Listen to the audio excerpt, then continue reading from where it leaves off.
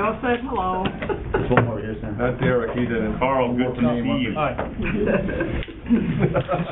Good evening, Ken. Good evening, man. Wow.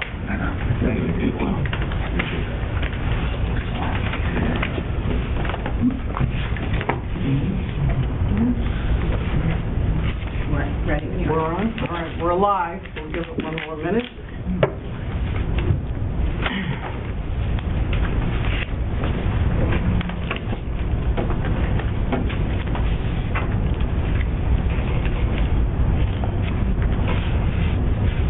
All right, it's 7 o'clock. Welcome to the Summers Board of Education meeting, November 10th, 2025. Please rise for the Pledge of Allegiance. I pledge allegiance to the flag of the United States of America and to the republic for which it stands, one nation, under God, indivisible, with liberty and justice for all.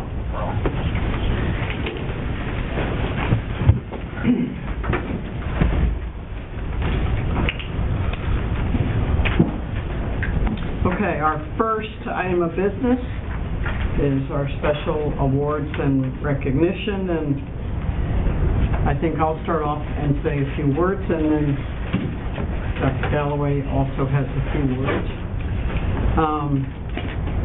So tonight is a meeting of mixed emotions.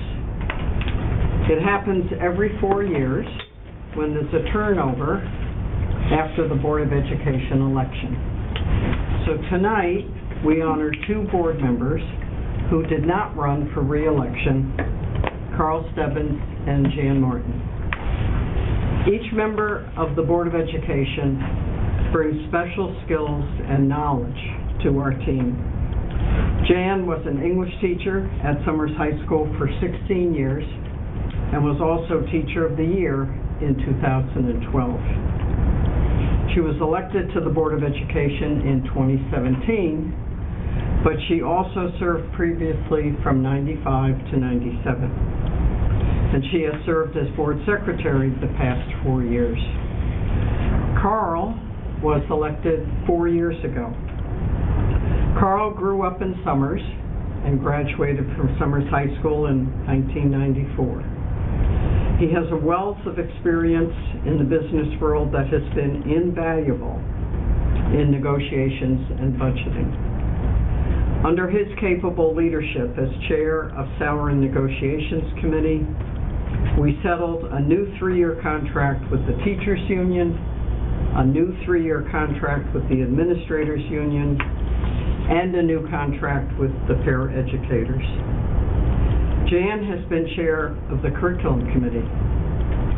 Just in the last 4 years, the committee discussed and recommended additional AP and ECE courses, as well as new courses at the high school, a new reading program, and a new math program, K through 8.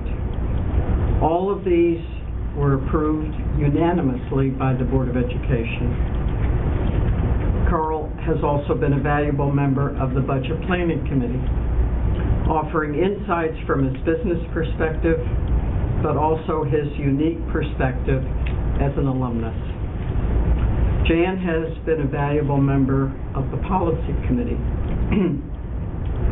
Clarity and grammar are all important in every policy we review. We will miss her attention to all those details. Jan and Carl will be hard to replace. Their commitment and compassion for the Summer School District is exemplary. And replacing 2 of our 4 committee chairs will be an extra challenge. Thank you both for your total commitment. Jan and Carl, you will be missed. Thank you for those comments, Jan and Carl. I thank you for giving me the opportunity to lead here. 2.5 years ago, I sat there for the first time and met you, and your support, your feedback has been invaluable. Jan, you have caused me to reread my stuff multiple times because I could hear your voice like, what is Jan going to find? So I thank you for that. And Carl, I thank you for your ideas, your feedback, and your thoughtfulness. Carl, oftentimes when you would start speaking, it was kind of like E.F. Hutton. People wanted to hear what your perspective was. You always posed thoughtful questions, and you got me and my team to think about things through multiple lenses. So I greatly appreciate that, and I thank you for your service, both of you. Thank you. Thank you, Aaron. That's Carl can go first. You're welcome, Carl. all right. Is there an opportunity for us to say a couple words? Yeah. Would you like to say a couple words? Yeah? Jan first, or me? Want me to go first? You go first, Carl. All right. Okay, Jan. Well, that was very nice of both you, Ann and Sam. I much appreciate it. Today's the Marine Corps birthday, and oftentimes people will say to me, "Thank you for your service." And my response to that every time is, I appreciate it, but I really should be thanking the DOD because it did more for me than I did for it, for sure. And I feel the same way about my service with the Board of Ed. I appreciate all those kind comments, but I really feel like I got more out of it than I put into it. And mostly what I gained was a knowledge and a deep understanding of just how organized and professional all of our staff and administrators are. And that was a big lesson learned for me, is that Summers Public Schools is in really good shape, and I'm proud to have been a part of it. So, thank you both. And the last thing I'd say is, Sam, I've never heard somebody say that they wanted to hear me talk.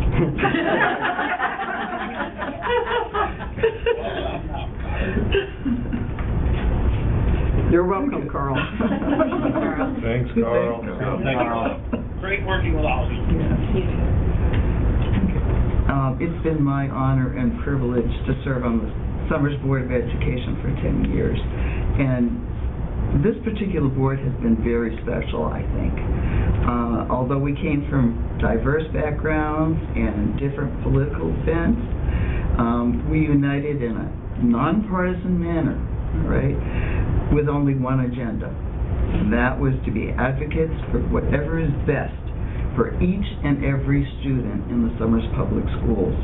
And I have to thank Carl a little bit for being the uniter in this for this board. I'm proud of what we accomplished together, all right? And I'm most proud of being a part of selecting Sam Galloway as our superintendent. With Sam at our helm, I think we've made great strides in the last 2.5 years, and I look forward to what's going to come. And thanks to all of you for being such caring colleagues in our important work. And I will continue to be an advocate for students in Summers, but from the other end of this room. So, thank you all. Thanks, Jan. Well said, Jim.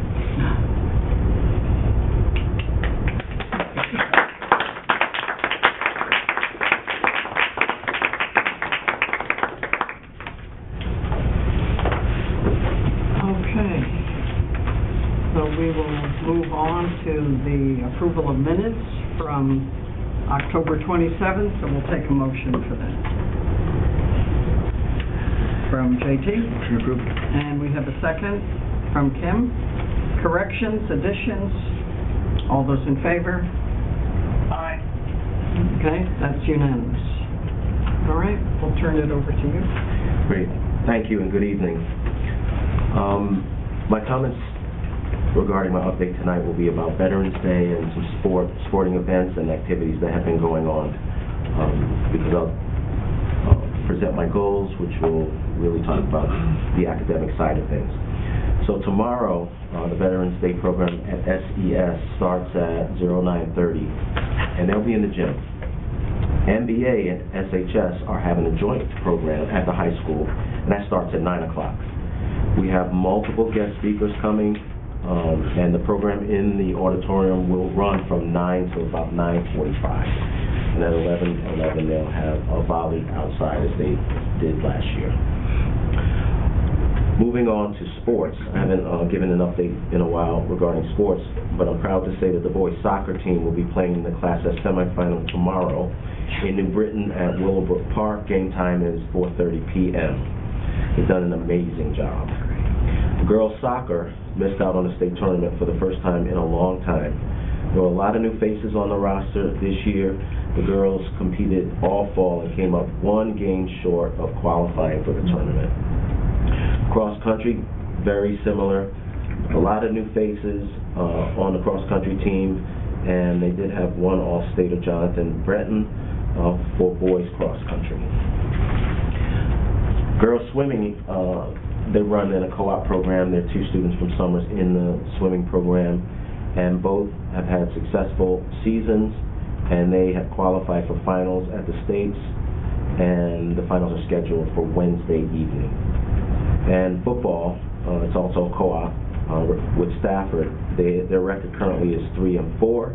Their next game is Friday evening, 6:30, and they are going to beat Windsor Locks.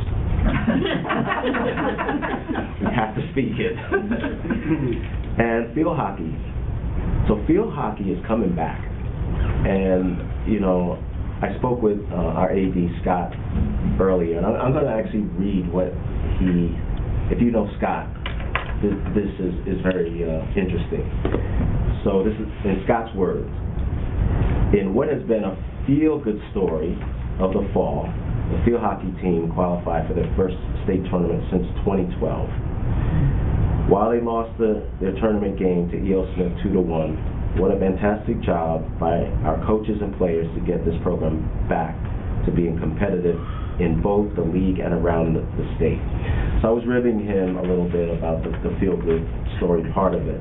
But I commend all of our student athletes and coaches as we continue to move forward and win tomorrow in New Britain. So that concludes that particular item.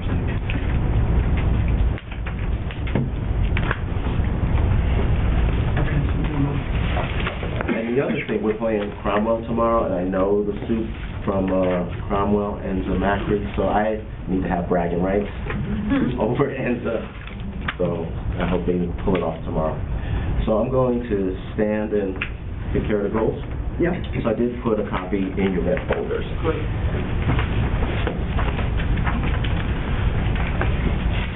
So I have on here, my start was in April of 2023, and here we are, time flies, in 2025. And I've said before in this room that time from April to June was really about making observations, trying to figure out what was happening here. And the board charged me with figuring out why this particular district was not outperforming neighboring districts. I feel like we have a good handle on the why of that. So what I did discover in April was that we had passionate people who cared. And that's very, very important. So now just peeling the onion back, there were some systemic issues. We didn't have aligned curriculum. So I've said it before, teachers are teaching hard, working hard, but was the curriculum aligned to the standards? And the answer was, in some cases yes, in some cases no.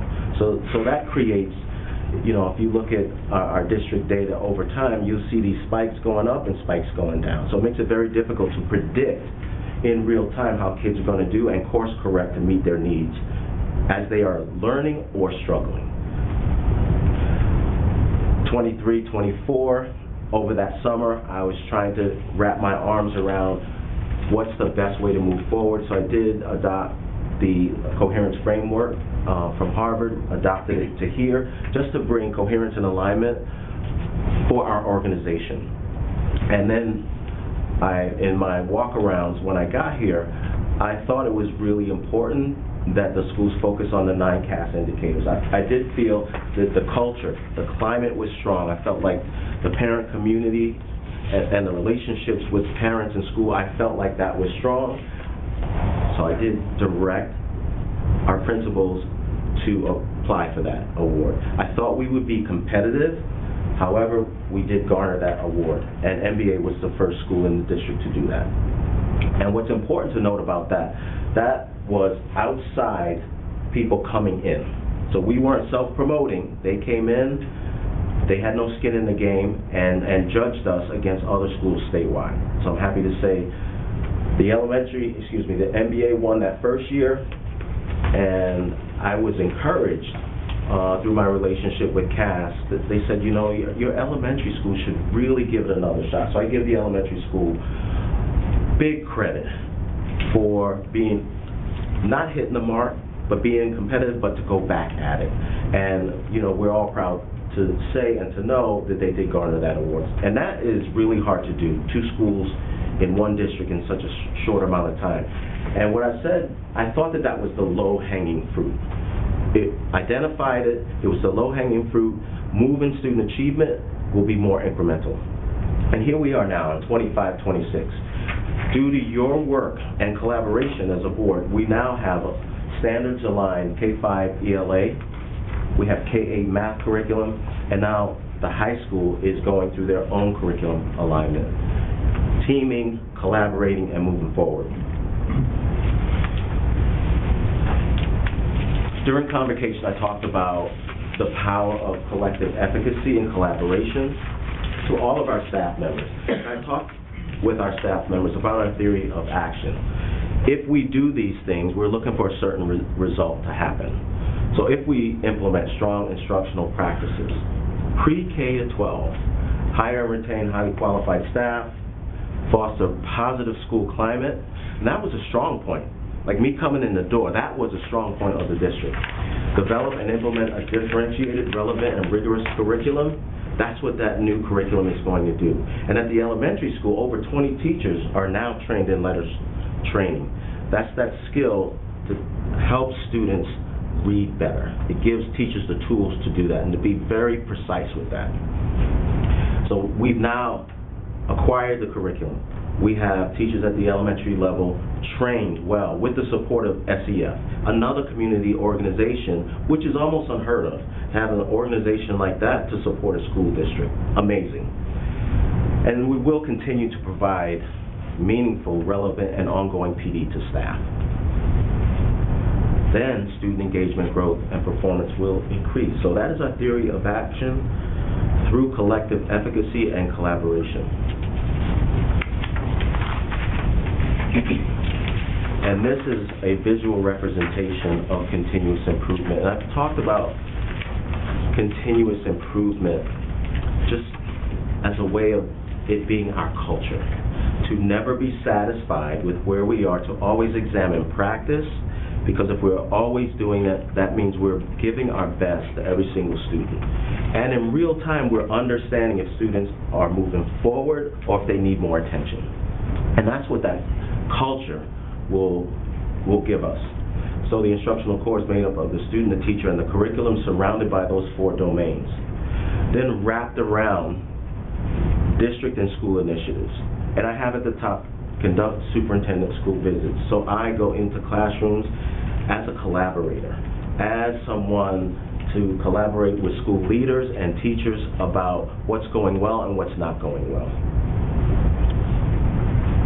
And as I said, we will continue to promote community and parent outreach, which are strong areas for us. So we're going to keep the gas, our foot on the gas, with those CAS 9 indicators. We're not going to let up on that. And then continue incrementally to improve student achievement. So I'm happy to say that I think it was the last time that the high school had this distinction was probably in the 90s. And that is due to the hard work of the teachers and leaders and school community at the high school. So in this district, you have 3 schools that have achieved statewide recognition in less than 2 years. So it was here. It's just a matter of focusing on the right things at the right time and then having the ability to react to what kids are showing us. If they're being successful, then we push them. If they are struggling, then we remediate and then accelerate. Last year when I addressed you as a board, I talked about 2 areas that we could hit quickly.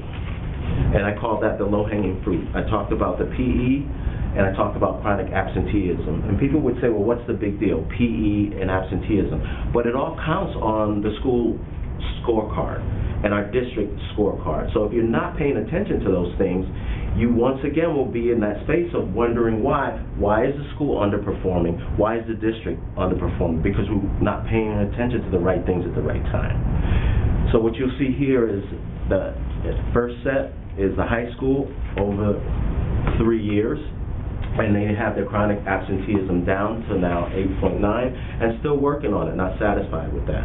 And that decrease comes from student, we want you here, following up with parents, and also making parents aware that absenteeism, it stacks up. So if at all possible, please bring the kid to school. And at MBA, I talked about that anomaly, that 21.80. That was a clerical issue, never to happen again. So they are back to where they need to be and working on getting that lower. And as you can see at the elementary school, it's been a steady decrease over time. Our goal in this area is to honestly get below 5%. So that's what we're driving at. But if we are not at 5%, like, we know why. We know who wasn't there, we know why they weren't there, and we understand the circumstances. And then I challenged, jumped up and down, whatever you want to call it, and I said, I'm here late every day. I see kids running through this campus all afternoon into the evening. Why are we underperforming in this area? And it goes back to focusing on the right thing at the right time. So when you focus, you can improve. So SHS at the high school, they've improved from 54 to 61. They have a hard time with the sit and reach. I'm still trying to figure that out. But we'll keep getting after that. And at MBA, our Hall of Fame coach made big strides there from 58 to 71. And that helps with their school performance index score. And it helps us with our district performance index score. And at SES, they were focused on improving in those areas. I was in the gym when they were explaining to the students how to do the exercises. It's a big gym, so they had it sectioned off. Kids were testing on one side, participating in regular gym, and it was kind of going back and forth. So kids were investing. So we're not done in those areas, but those were two areas that we focused on, and I'm happy to say there were improvements. And each school is in a slightly different place. So at the elementary school, the biggest school with the highest student population, 2.5 years ago, they did not have the ability to examine student performance information. They had no platform whatsoever. So now they do have a platform. It's called Looker Studio. Other districts use different platforms. But the essence is having the ability to give an assessment, put it into the system so you can identify trends and make course corrections to react to what students are showing you. They are now using focused interim assessments and interim assessment blocks. These are assessments that are very similar to the SBAC exam. And also, you know, these little things count. At the elementary school, the third graders were taking the assessment on iPads. That's a barrier. It's more difficult to navigate that way. Now it's on Chromebooks. They're working with just those technical things to make it easier for students to perform. They are partnered with EastCon now.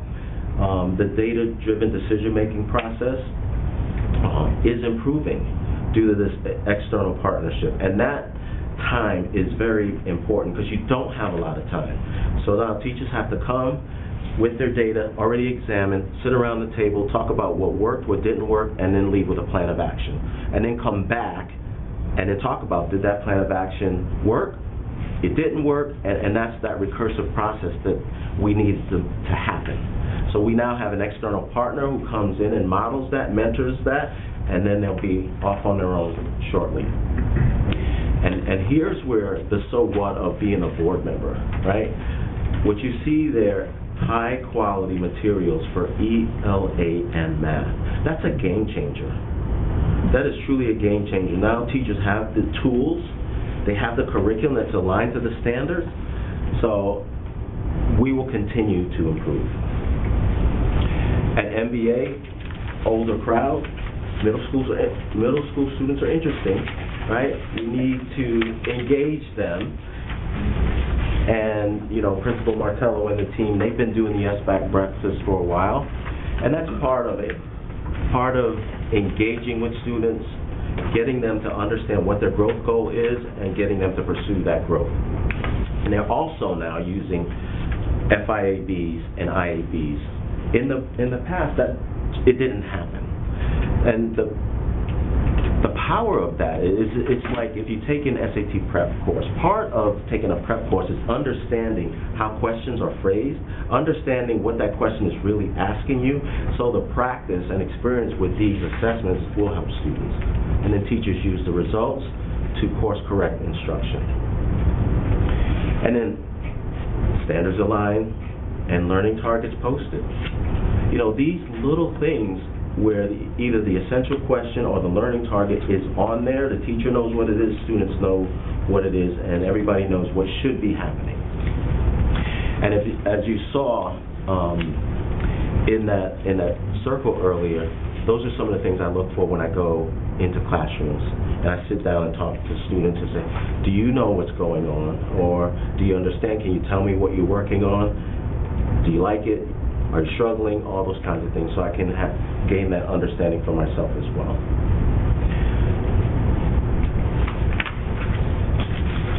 And at the high school, you know, this is their year to shine. It's like the other two schools received awards, but I'm so proud of the high school. It's really hard to move a high school sometimes, and they also now have the ability to disaggregate data, and learning targets are now posted. Do nows, you know, problems when you come into the classroom, they're posted up there, are phrased like PSAT and SAT questions to get students familiar with the language and what those questions are asking them to do, and also teaching students about the test at that age. And I know Dr. Reckenberg, she's running her predictability reports into next year. And that's helpful over time, because if your kids are not meeting certain benchmarks, then you can take immediate action to try to remedy that situation. And also we will continue to provide SAT prep sessions. So district-wide, you know, there's an ELA math leadership team, culture, climate, and the AI team is getting up and running. Ongoing PD, we've created efficiencies regarding meeting time, scaled them down to Mondays, because the meeting time is so valuable and teaching time is so valuable. So we've created efficiencies there, and we call them Meeting Mondays now, and scheduled classroom walkthroughs throughout the year. And our goal, it's good school district. Good school district, but not satisfied. We want to be exceptional. And in numbers, if I said, you know, school performance index score of no lower than 80, that's what we're trying to get.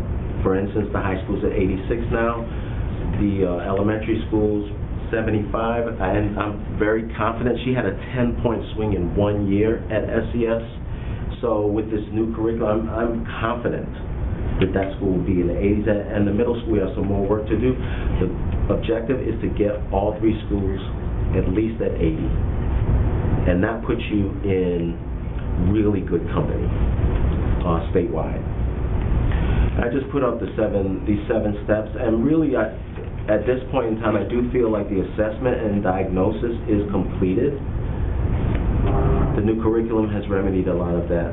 The system that I've talked about has remedied some of that, and these other things are all ongoing. And I would anticipate them to remain ongoing, because that's tied into continuous improvement. You've seen this before. These are the 9 CAS indicators, and this, in a school, it's safe and healthy school, community involvement, personalization of the school environment. So all 3 leadership teams know to keep the gas on these 9 indicators. Now this, when we talk about coming here as a new superintendent in 2023, I came to find out that the leadership out of the superintendent's office hadn't guided leaders to these 12 indicators. So understanding that, I'm confident in that our leadership understands these 12 indicators, and this is where you get your school performance index score and your district performance index score. So if people weren't focused on, the why, right? Why is Ellington ahead? Why is Suffield ahead? Why are these others? If you're not tracking and following this map, then it's hit and miss, right?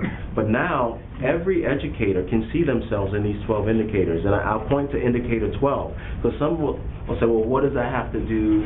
I teach music or I teach art. I really don't have anything to do with the indicators. No, you actually do. Indicator 12 is arts access. So I know in all 3 schools, teachers have been made aware of this. When I went to the high school, this was last year, I think in the late spring, the high school teachers, they had never seen this. And it's like now I can see where the targets are. So I think that contributed to a nice bump for them this year, and we are looking to continue that. So here's where we are from 2023. The first 3 bullets are, to me, are really noteworthy in such a small district, to be recognized by the state in each of 3 years. There were improvements in all schools, a decrease in chronic absenteeism, but we are not satisfied. I want to make that clear. Our movement at this point, in my estimation, will be incremental, but the goal is to realize that incremental change and hold at a high level. And I've said it before, that's where you get a school district like Madison, and I watch school districts like that who have been able to maintain a high level over time. And that's really the objective. Not to hit it out the park one year and then dip the next year, but to build sustainability over time. That's the ultimate goal. And my closing comments are this. I talked about strong pre-K to grade 3. And I've challenged Principal Musey to have our 3rd graders hit SBAC at a higher entry point. And the little ones are starting to show that growth, according to the Dibbles assessment that they're looking at now. So now we start low from grade 3 moving up, and we want strong grade 3 to grade 5. And then the next thing is that transition from 5 to 6 to make sure we don't have a dip when they come over to grade 6. And then maintain that level of achievement, and then make sure there's a smooth transition to high school, grade 9. And then now, high school kids are going to start to figure out what they like, maybe if they want to go to college, maybe if they want to join the military, or maybe if they want to go right to the workforce. But the goal is to make sure the kids are prepared to go in either of these lanes. So that's ultimately the goal. And I put that you can go anywhere from here, and that's really the goal. In such a small community, a school district with less than 1,400 kids, I want every student to be able to pick a path and be able to get there from here. So I think that's the little guy tells me, the little guy right there in the green, I've been looking at him all week when I've been going through this. He tells me that that's the last slide. So that's where I am, pending any questions you have at this point.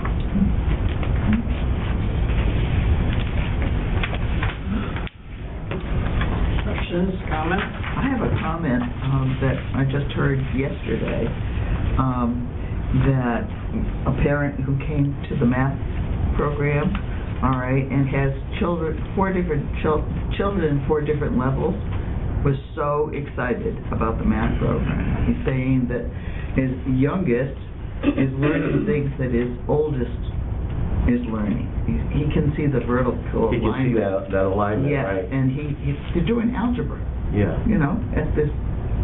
He was so excited, and he's a math person, so I thought that was good. I cannot state enough how important it is for teachers to have curriculum that is aligned to standards. Because if it's not aligned to standards, then they're trying to create materials aligned to standards, and that's wasting their time. So that's a big win for the district, honestly. And now we're in that implementation phase, right? And that's my job, is to make sure that we're implementing the program with fidelity, and then we're following up and getting everything that we can out of this program.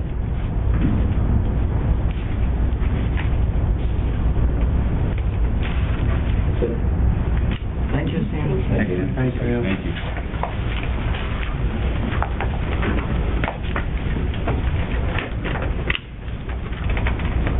Stephanie?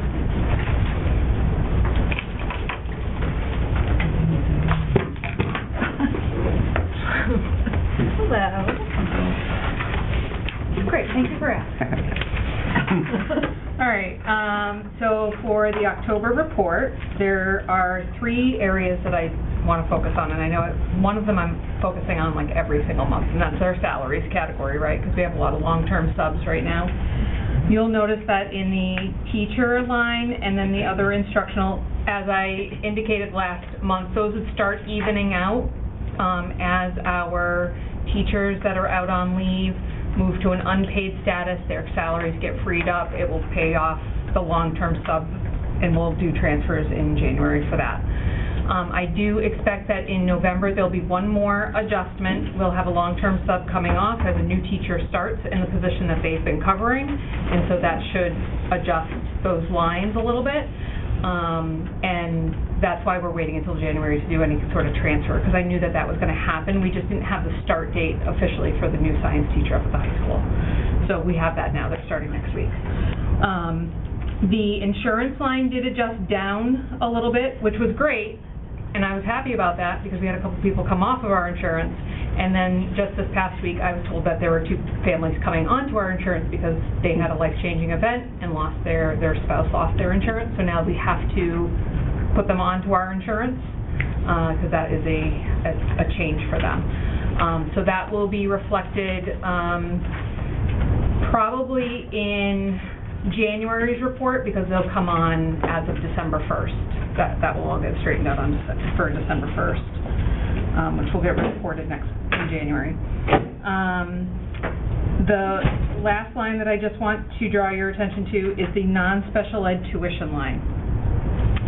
We get our finalized numbers of who is at BOAGs, magnet schools, any other public schools. October 1, they run those reports. Enrollments get finalized through the state, and then those the BOAG programs bill us, and the magnet schools will bill us for education services. I only budgeted for 5 kids to go to BOAG because we had 4 last year. I put 1 in just in case a 8th grader decided that they wanted to go to a BOAG program. I had 7 additional students.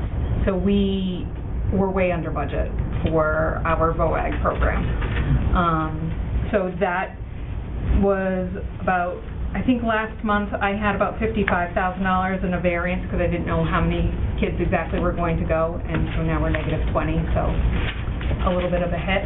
We'll figure it out as we go through the year. It'll offset it eventually, but we will have to do a transfer. I'll probably do that in January as well, because once that bill comes in, that's the bill, and so we'll pay it. So those were the 3 big areas that I kind of wanted to touch on tonight. Big changes, big things happening in those lines. So if you have any questions about any of those or any other line on the budget, I'm happy to talk about it. Questions? Is the big increase in BOE predictable in any way, or is it kind of... I wish I could say that it is. Yeah. Normally, I would say I always go through, when I'm going through the budget and I'm developing the budget for the following year, so like what I'm going through now, I always look at what our enrollment is. 12th graders I take off. Historically, we've only had 1 or 2 kids go to BOAG. I don't know why. There's 7 kids that went to BOAG this year from the 8th grade going into 9th grade. Sure. Dr. Galloway and I have had a conversation about it briefly. What is driving those kids to go and look somewhere else? Mm-hmm. We offer the tech ed program up at the high school, so there's what other than the curriculum or the opportunity to be in a tech ed program is causing them to want to go vocational or agricultural. So to that point, I do have the list of families that have chosen to go to Rockville, EOS. We have Rockville, we have one at Suffield, which we've known they've been there for a little while. I understand that one, and but I'm going to Cheney. be calling the parents to understand. There's nothing wrong with it. That might just be the lane that they want to run in, but just in doing my due diligence and trying to understand, because that was a big number. It was, I mean, we doubled our number. Yeah, that was a big number, so I had the list on my desk, and I'll let you know when I've called everyone to kind of find out. It could be an interesting trend. I mean, it's a small enough number where I'm sure it'll work itself out throughout the end of the year, but because it's 7 additional. It's 7 additional, right? I'm and they're just intrigued by freshmen, why, so now those freshmen are likely going to continue in that program. And then talk about it, and then potentially recruit, right? And then it just starts to I think we're going to see more and more of it. thing. Total of 11. Yes. Okay. Right. Interesting. Yeah. Thank you, Stephanie. Sure. Anything else? Anything else? You know where to find me. Okay, thank you. All right, opportunity to add or delete any agenda items. Seeing none. So we'll take a motion for the consent agenda from Shane, and a second from Mike. Okay, questions, discussion? All those in favor? Aye. Okay, that's unanimous. All right, no old business, new business. Carlos, welcome. Thank you. Good evening, everyone. Good evening. I am Mr. Mesker. I've been teaching at high school for 29 years, and I'm here to propose a trip for you. It's for the spring, for April 1st of 2026. It's been a while since our department has done a trip overseas. So now that we're after COVID, we would like to start that again. And there you go. And let's start first with the top thing. It's a 10-day trip. It starts in Madrid and it goes all the way to the province of Andalusia, that is in the southern part of Spain. The cost is about $4,000, a little bit more. And I do have some parents that are interested, and I'm very excited that there's all these food parents that may come along, and that I think would be fantastic. So April 1st to April the 10th, I'll make this a little bit bigger. So there we go. And what does the trip include? Let me start with that first. It includes transportation from Boston all the way to Madrid, all the internal transportation of airplane and bus, and back to the States again. It also includes all the meals, includes all the entrances to museums, to different attractions in those 10 days, all the hotel lodging and guided sightseeing as well. I have a map here that gives a little more detail how the trip goes. We depart from Boston, we arrive at Madrid, we spend a couple of days, well actually 3 nights in Madrid, and then we go down to Toledo. Madrid is the capital city of Spain. Toledo is the former capital of Spain. It stopped being a capital in 1492, a very interesting year. After that, we go down to Granada. There are beautiful sights in Granada. lots of UNESCO places in Granada. Then we go down to Sevilla. These are places that throughout the years I have spoken, and especially in Seville during this time period, during the time period of Holy Week, they have what's called Semana Santa. It's a very special way of celebrating Easter, very different than we do. They don't have the Easter bunny. Instead, they have older traditions that when students hear for the first time, it's a culture shock, to say the least. So it does have a very academic and cultural experience. It's not a touristy trip. There's a lot of things. As a matter of fact, one of the things that students will do while the trip is happening is that two students the night before we depart to another place will present. We'll do a presentation to the group that comes along with us and will tell us where are we going, what we're going to see, and what is the historical and cultural relevance. So every student that's attended the trip, which by the way is available to students that have completed Spanish 3 honors, and we have a pool of about 40 or so students. I don't think it's going to be 40. I'll be happy if we get 12 students. That would be fantastic for students, parents, myself, and another chaperone. So I'll get them back here. So students will present the night before. For instance, we arrive on Wednesday night in Madrid, Spain. That evening, after we go on to our hotel and whatnot, we'll have two students that would present what we're doing that day, the following day, excuse me. And then the following day, we have two different students, and we will rotate that. So throughout those nights, we'll have students that will give us a little bit of a view of what is it that we are going to see. So we're tying it into what we do in the classroom. And after Seville, we are going to Cadiz.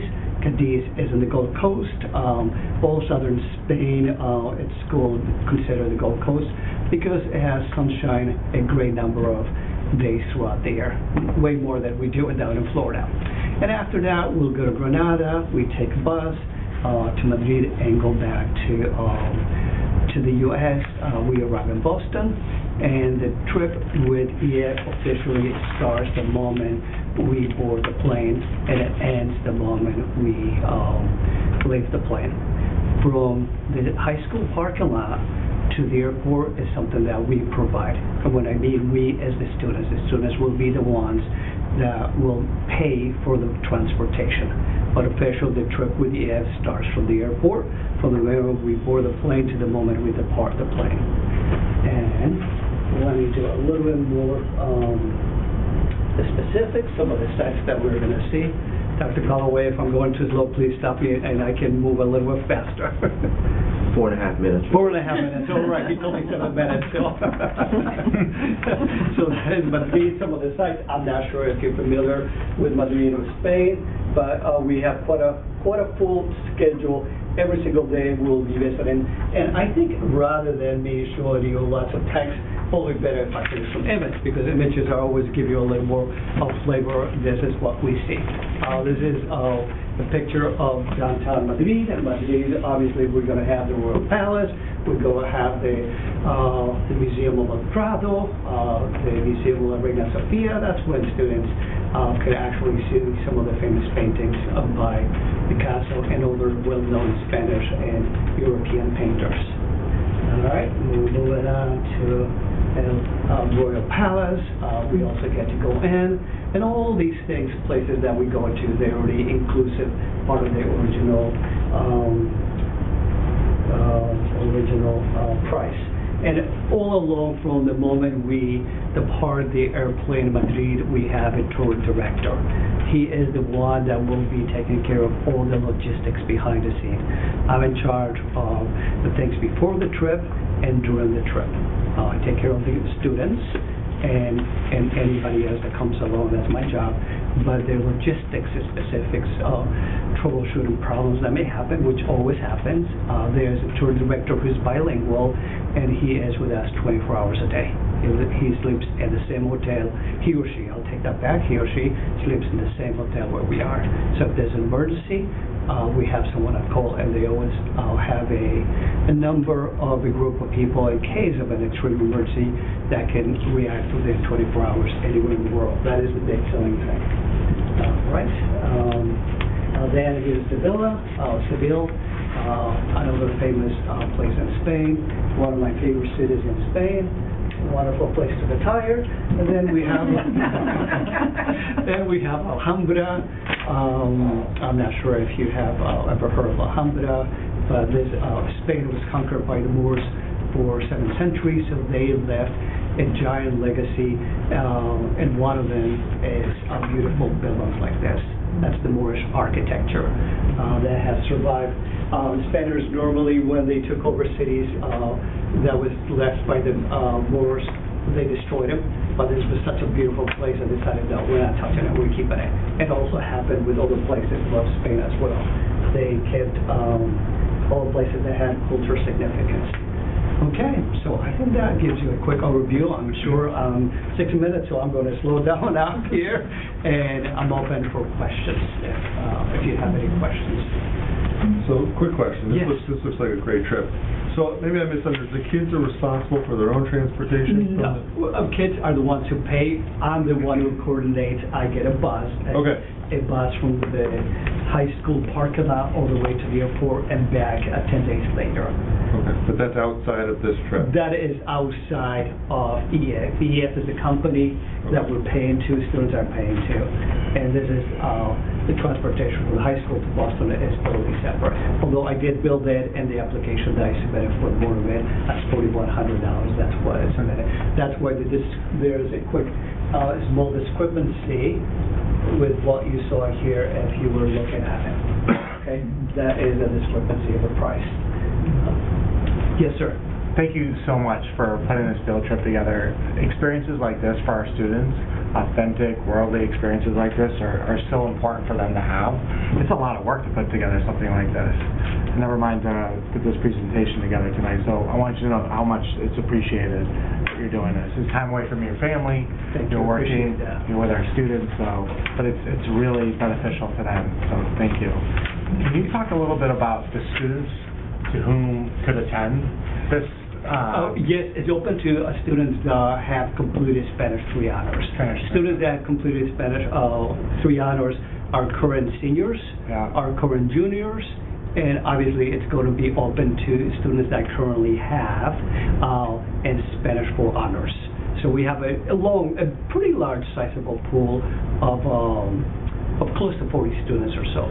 That's great. So that, if you take all those, you're saying that's the 40, but you think you will probably only get 12? I'm just taking a wild guess because honestly, I've been holding back, putting out a lot of info out there because I want to make sure that first the proposed idea gets approved by the Board of Ed. And once that happens, like the first thing that I'm going to do, I'm going to contact some of my students and put on Google Classroom that the trip has been approved. And then what I need to do next is schedule a parent information meeting.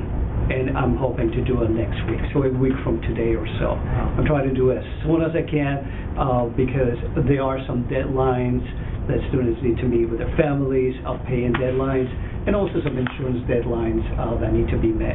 So I need to do my part. I need to make sure that after today, I do another session similar to this and answer all the parents' questions. Obviously, their questions are going to be more specific than what yours are going to have. And yes, they will share rooms. The rooms could be anywhere from 2 students, 3, 4, 5, or 6, depending on the hotel. There's quite a long list of hotels, and it could be anywhere from 2 to 3-star hotels. And overall, I think our summer students will get a good idea of what's like outside of summers. And oftentimes it's a culture shock, but a good cultural shock. And I think as parents, we all want to make sure that our kids experience that, especially when they're young. Thank you. Thank you. You're welcome. So, Carlos, yes. When was the last time you did a trip overseas? I've done 3 trips with Summers. I did one with another school in the past, And my last one was in 2000-something, honestly, I can't remember exactly. Mrs. Dawn has done about 4 trips as well. She did 3 to Spain and 1 to Costa Rica, and she did them after I did them. So hers is, I think maybe her last trip is around 2015 or so. So it's been a while since we have started trips. So when you did it before, did the kids do anything with fundraising, or is this kind of... No. Historically, we have never done a fundraiser. What they do have nowadays, they do have each individual student gets a website dedicated for fundraising. And that's where parents, family members, and friends can contribute to. That is the most.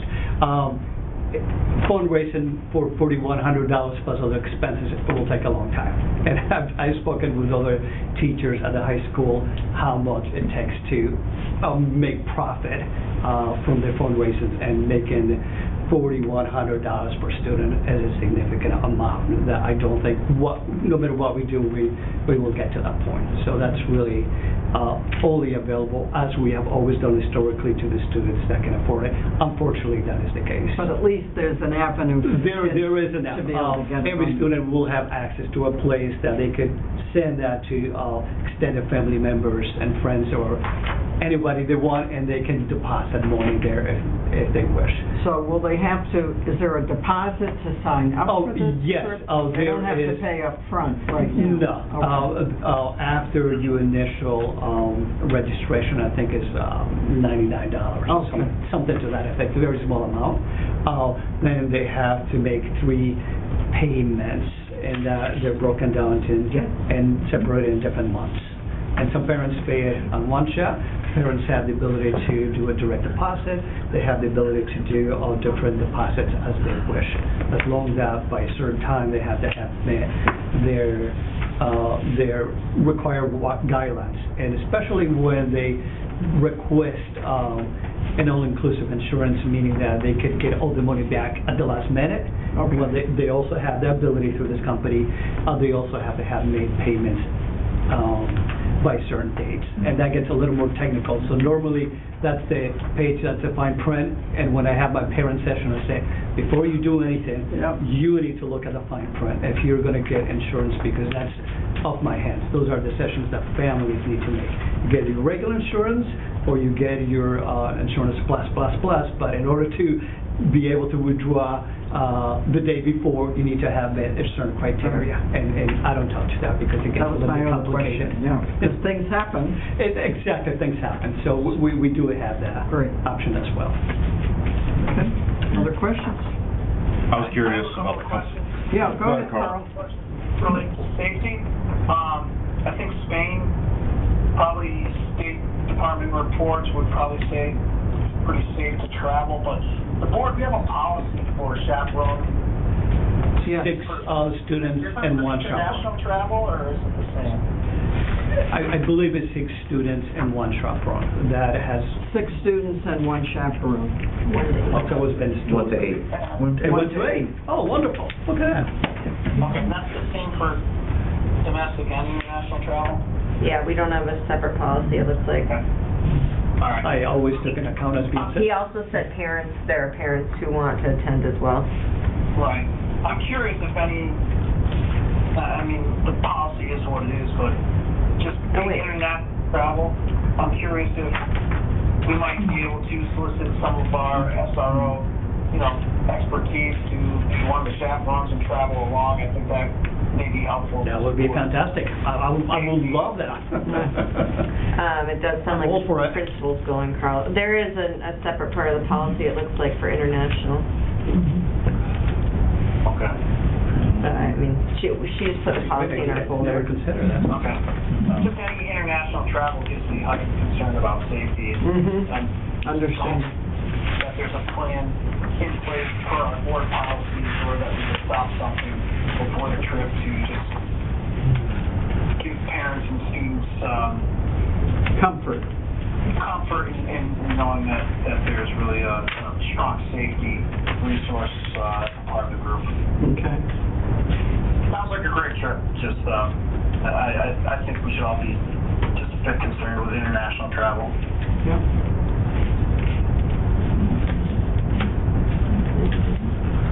Okay, are we ready for a motion on the floor? I said one question. Yes, sir. When are you guys planning on going? Oh, April 1st. That's April my 1st to April the 10th. It's the day after the SATs. Right. And chances are that the great majority of the students are taking, obviously, well, of course, everyone will be taking the SATs. Very cool. Sounds great. Thank you. I did a little due diligence on the company too, just trying to make sure we're not going with, you know, a startup here. Yes. Looks like they've been doing this for over 55 years. And Yes, I've had travel over past 4 trips that Northern Pascal has been with the Ed. Is that right? This is done as well, I think, with the exception 1 year. In her 4 trips, she's also used EF. We are very comfortable and we like the way they do things. Thank you. You're welcome. All right, can we have a motion then to approve? So moved from Jane for the Spain trip, and a second from Ed. All right, any other comments? All those in favor? Aye. Okay, I think that's unanimous. Well, thank you so much. I Thank you. appreciate it. Thank you. for understanding and support. Thank you. Good job.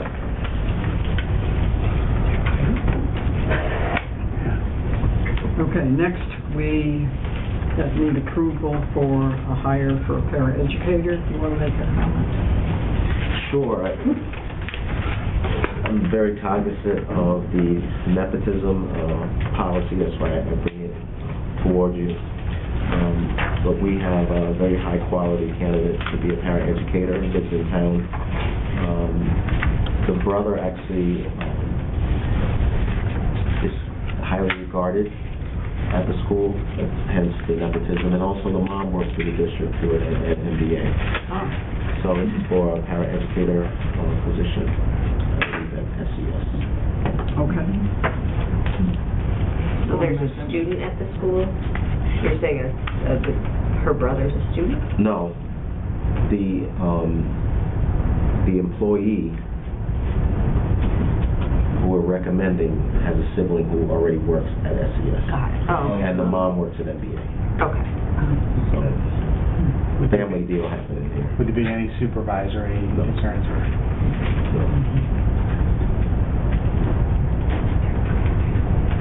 Okay,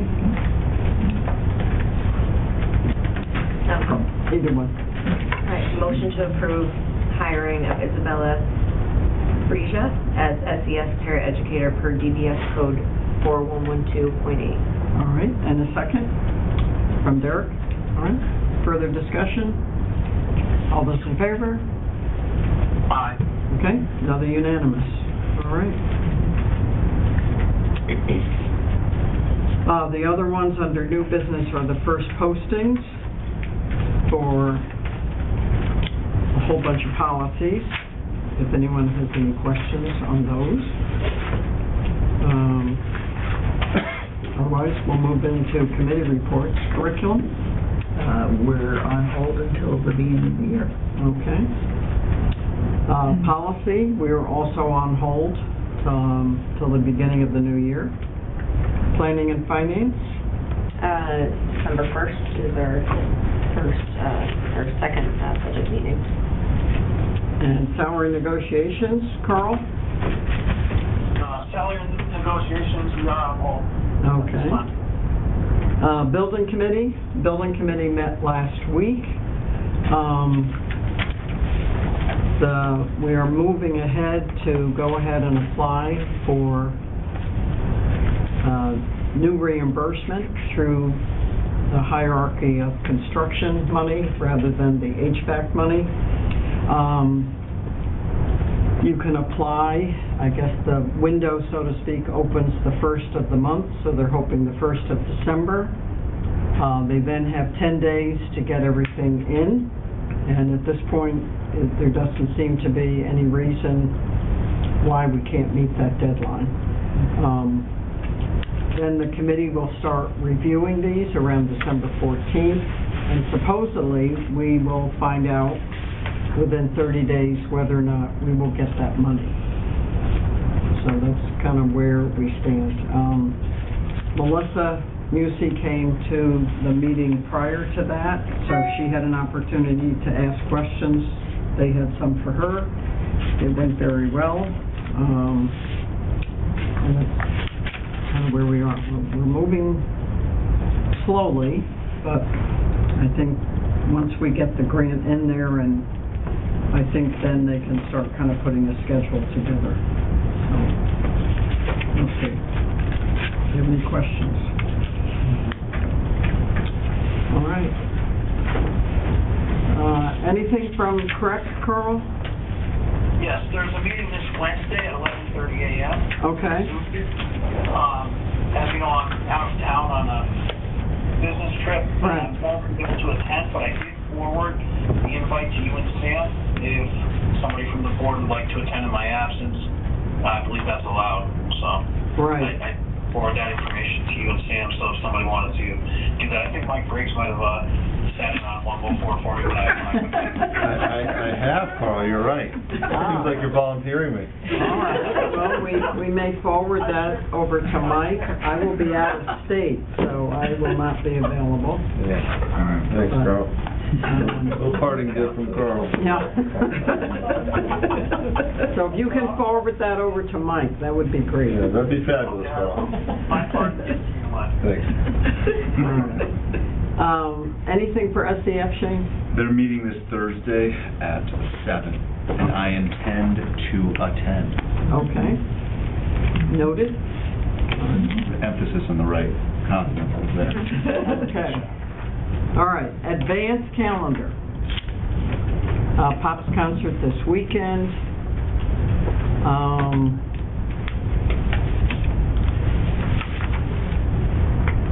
Now, one thing I should probably add to that, so I've heard pretty much from everybody, so the board, we are all on board for participating in the Christmas gift again.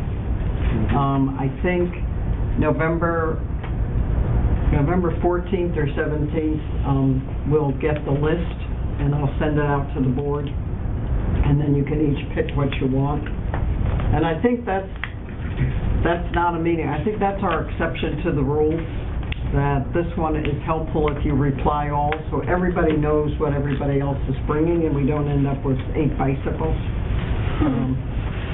So I'll send that out once I get it from Lori, but great program, okay?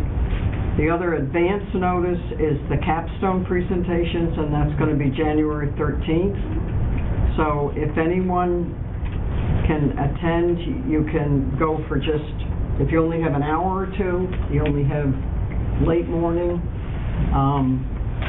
you can let Tenley know, and then she puts the schedule together. But I've seen quite a few of them, and I have yet to see one that is not outstanding. So I think this is one of the best things that we are doing for our students. Okay? I think the rest you can self-explanatory. All right. Audience to citizens, staff, students. Gina Wojcik, just wondering with, and thinking more about the BOE applications, it's a pretty lengthy process, so I'm just wondering if maybe Mrs. Bohan can kind of keep a list when kids are working on their application or getting their letters of recommendation, just so that you have an idea of how many applied each year. Okay. It might help to maybe guesstimate a little better, if you know how many are interested. Okay, good point. Anybody else? Yeah, Lisa? Just wanted to, thrilled about Gina and Sharon joining the board. The knowledge and experience they have is incredible. Also, it means we're losing Jan and Carl, and I know from what you've said for years now, how the special contributions that both of these people have made to the successful functioning of the board. And I'm not saying that I didn't get a little teary when you were talking about them. I wanted to thank you both for your service to our community and to our kids. it's incredible that how much you give of your time and your expertise, and I'm so grateful. Thank you. Thank you, Lisa. Okay, and so speaking of Gina and Sharon, I think I sent an email out, so we're all set up with Dave Marty, who will be here at the next Board of Ed meeting. He will be here at 6:50, so prior to starting the meeting at 7 o'clock, he will administer the oath to everyone that got elected or re-elected. We do that first before, and then you're all official before we open the meeting right at 7 o'clock. So it'd be great to have us all here 10 minutes early. So I'll send out a little gentle reminder about that. Okay? All right. Jan? Last time. Okay. Motion to adjourn the meeting. In a second? By Shane. All those in favor? Bye. All right. And meeting adjourned at 8:09. Thank you very much. Monday, right?